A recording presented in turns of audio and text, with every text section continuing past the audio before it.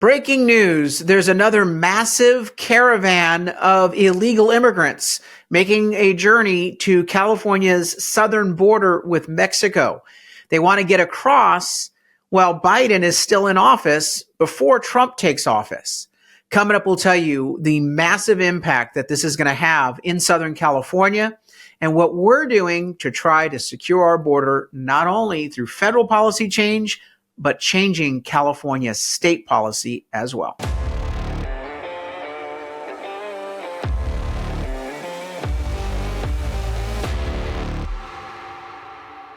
I'm Carl DeMaio, chairman of Reform California, and you could have seen this coming a mile away. Everyone in Central America, all the illegal immigrants, the coyotes and the cartels, the human traffickers, they know that the clock is ticking and that they better get as much money in their pockets through human trafficking before President Trump takes office, because he's going to step into that Oval Office and start securing the border on day one. So now the word has gone out. Time is running out. Last call. You better pay the coyotes now to get across that southern border while Biden's still rolling out the red carpet and letting you in. Here is the story from Fox News. Caravan of 1,500 migrants forms in Mexico. The migrants hope they can reach and cross the U.S. border before President-elect Trump takes office in January. You're not hearing this on any of the other networks, but Fox has it. And the Border Patrol is terrified. They are saying that this is going to be a big issue where they are going to be overwhelmed once again in this last-ditch attempt by the coyotes and cartels to make money. Biden doesn't care. He's going to leave a humanitarian crisis right on President Trump's desk. But Trump knew this coming in. He's dealt with it before, and he's going to clean up the mess once again. You'll probably have members of the Congress on both sides of the aisle try to prevent Trump from implementing his federal policy changes that we know will work, like finishing the wall. The Congress won't give him the money. They'll also try to stop him from going back to the Remain in Mexico policy, as well as implementing some of the deportation programs that he has pledged to implement, starting obviously with violent criminals. All of these programs, while they can be initiated through executive order, are going to be subject to two very big obstacles. Number one, the U.S. Congress, and that's why we need to keep pressure on the U.S. congressional representatives and U.S. senators to do their damn job and support President Trump on securing the border. Second, lawsuits from states like California. And this is what Newsom is talking about in calling a special session of the California state legislature to, quote, Trump-proof California. What he's really saying is that he wants to grandstand as part of his political campaign for president in 2028. And he's using your tax dollars in the form of a special session of the legislature to get attention and limelight. But he also wants to use your tax dollars on worthless, frivolous lawsuits designed just to delay President Trump from doing the right thing. And so here in California, we have to push back, not only on those frivolous lawsuits, but we have to demand that we change state policy on the border as well, or else these migrant caravans that we're seeing here, this latest one, the 1,500 forming in Mexico, it will simply continue to repeat itself. So here in California, I've proposed a California Secure Borders initiative that I believe that we need to put into law. In fact, it's one of my 10 bills that I'm introducing on day one, and that first day in office is December 2nd. And I want to share with you what's going to be in my proposal that I will be releasing on day one. The California Secure Borders Initiative, I actually outlined during my campaign for state legislature. It would require basically three things. Number one, that the governor will be required to deploy to the California border with Mexico the state guard, the National Guard. Anytime when illegal crossings exceed a certain number, and we've been working on what number it will be in our legislation by talking to Border Patrol experts, border security experts.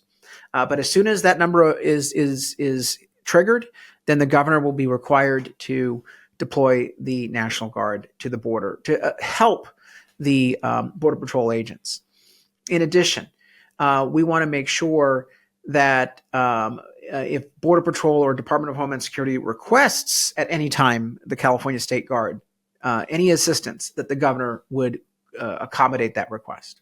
So that's number one. And we're borrowing a very successful program that Texas Governor Greg Abbott implemented in his state during the Biden administration. Second, we have to repeal the sanctuary state law. SB 54 from a few years ago prohibits law enforcement from sharing information with federal authorities in the context of immigration enforcement, and that federal agencies cannot work with Border Patrol as cross-deputized agents. Cross-deputized status means that that the local law enforcement agents can actually act in a federal capacity. Now, it would require two things: training of our local agents, police officers, sheriffs, so they know how to do a role. But secondly, it would require that the federal government invite them to collaborate with federal agents. And you know who did this? Democrat President Bill Clinton in the 1990s signed an executive order providing for the authority for cross-deputization of local law enforcement and state law enforcement to help federal Border Patrol and ICE agents. Again, completely legal and very effective. And so what we would require in my bill is not only that we repeal the sanctuary state law, which bars cooperation by local law enforcement and court officials in immigration enforcement, but also provide training on cross-deputization for local law enforcement, so that if the feds would like our help, that we have good people available to help out. Third, we would eliminate the taxpayer handouts that are incentivizing and inducing, literally bribing and beckoning illegal immigrants to come across the border. By giving out free healthcare to illegals, by giving free housing and all sorts of welfare benefits, what we are doing is we're helping the coyotes and the cartels sell human trafficking. We're giving them the benefits of breaking the law. And it's all paid for out of your pocket, the U.S. taxpayer, the California taxpayer.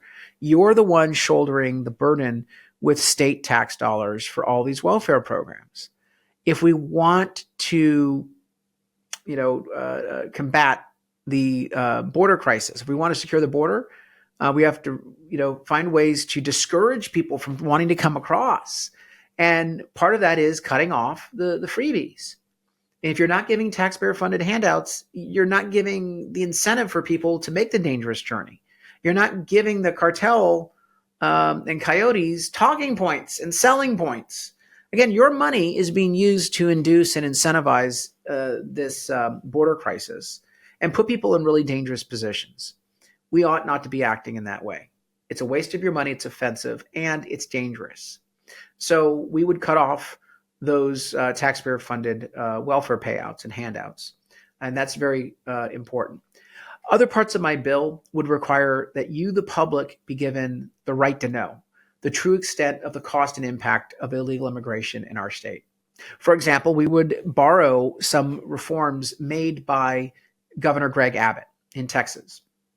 Again, I think he's doing a great job. That's why we're studying what he's done on border security. It's working for them. So we're bringing it over here to California to implement in our state. But what we will require for the right to know is, for example, that the courts should be revealing when someone breaks a crime or breaks a law and commits a crime, whether it's a misdemeanor or a felony, that if they are illegal, that they should be disclosed as, this crime was committed by someone in the country illegally. We need to know what the true criminal activity and impact of illegal immigration is. Those are real crime victims in our community that shouldn't be crime victims. If the person wasn't here in the first place, if they weren't here unlawfully, then they wouldn't have been able to commit the crime. We wouldn't have had that extra victim and the various pain, suffering, and losses associated with it. So we need to know how many crimes are being committed. We also need to know the impact to our healthcare and 911 system. How many ambulance rides are we giving? Well, here in San Diego, in the district I represent, the 75th Assembly District, we have our 911 system completely overwhelmed with 911 calls for these migrant camps, as well as people who are literally falling off the border wall. And so my team has been looking at cost estimates for what would it cost the San Diego City Fire Department to roll an ambulance to the border to pick someone up, scoop them up, and take them to the emergency room because they fell off the border wall. Well, it's about $7,000 round trip. And by the way, you also take that unit out of service so that if there's someone having a heart attack somewhere, one of our citizens have a legitimate medical need. Well, sorry, that ambulance is taking care of someone that shouldn't have been here in the first place. Now, then when you get to the emergency room, you do realize that the illegal immigrant, they don't have health insurance. They're using our healthcare system, and we're paying for that. You, the consumer, pay higher health insurance premiums and higher health costs. And these hospitals are on the brink of bankruptcy because they're absorbing the financial losses of people here without coverage who shouldn't be here in the first place, but they're getting the free health coverage. Again, I'm not suggesting that we turn people away. We are good, decent people. But we need you to know, and the public should know, how much the real impact, the financial impact is.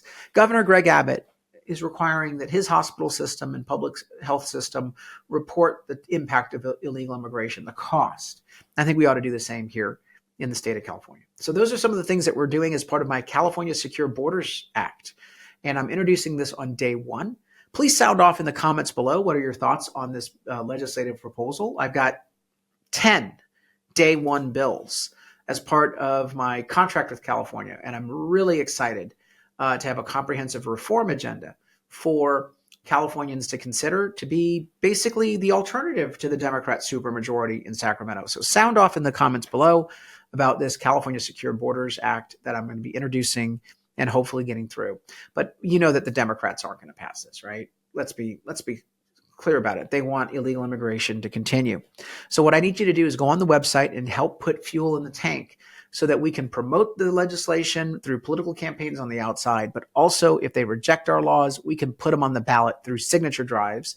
And we can also make these 10 proposals that I'm laying out, including the California Secure Borders Initiative, a wedge issue in races up and down the state of California in the 2026 election as we recruit candidates, support them, and endorse them to try to flip seats in Sacramento. So chip in a contribution at reformcalifornia.org. reformcalifornia.org. And if you want to join our movement, please get on our list. Go to the bottom of that website at reformcalifornia.org. First name, last name, email, phone, and zip code. Subscribe today, and you'll stay in touch with our growing movement to take back our state from far left insanity. Until next time, Carl DeMaio, Chairman of Reform California.